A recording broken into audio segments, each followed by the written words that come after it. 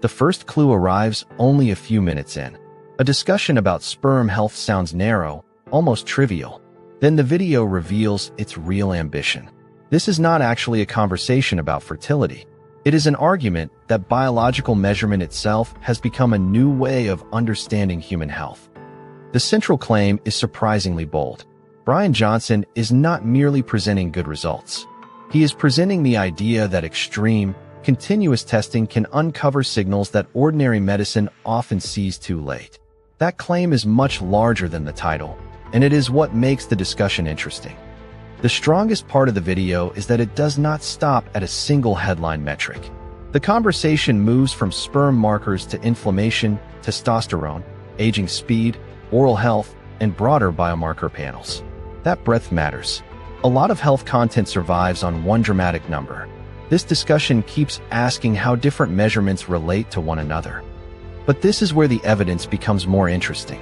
The video assumes that collecting enough measurements eventually produces understanding. That is a reasonable assumption, yet it is still an assumption. Data can reveal patterns, but interpretation remains the hard part. To the podcast's credit, the physician in the conversation repeatedly pushes toward context instead of treating every result as a miracle.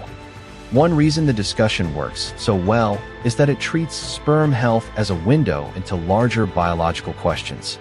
Rather than isolating a single outcome, the hosts explore how recovery, temperature exposure, lifestyle habits, and systemic health might connect. The result feels less like a performance of optimization and more like an exploration of biological interdependence. Then Dr. Mike enters more prominently, and the conversation gains another layer. The most valuable moments are not the impressive numbers. They are the moments where measurements are translated into practical meaning. Raw biomarkers are only useful when someone can explain why they matter and what they can and cannot tell us.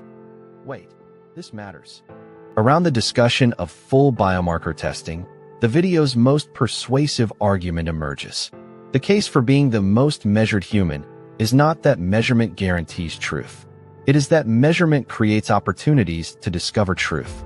That distinction makes the project far more intellectually serious than many summaries of it suggest.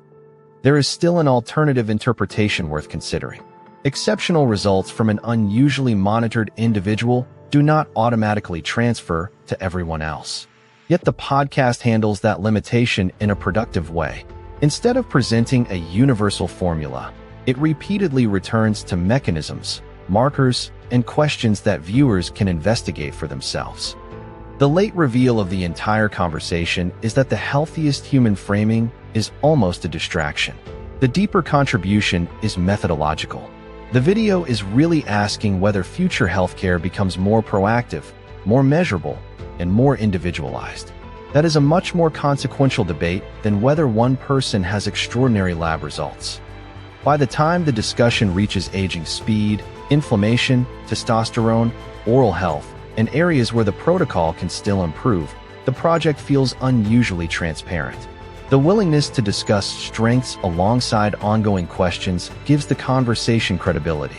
The strongest part of the argument is not certainty. It is openness to continuous revision. My conclusion is that the video's core thesis is impressively rigorous, not because every answer is settled, but because the discussion keeps expanding the evidence instead of shrinking the question. If this podcast is documenting a new relationship between measurement and health, then the next interesting mystery is where that logic breaks down, where it succeeds, and what it means for everyone else. That's a trail worth following in future reviews.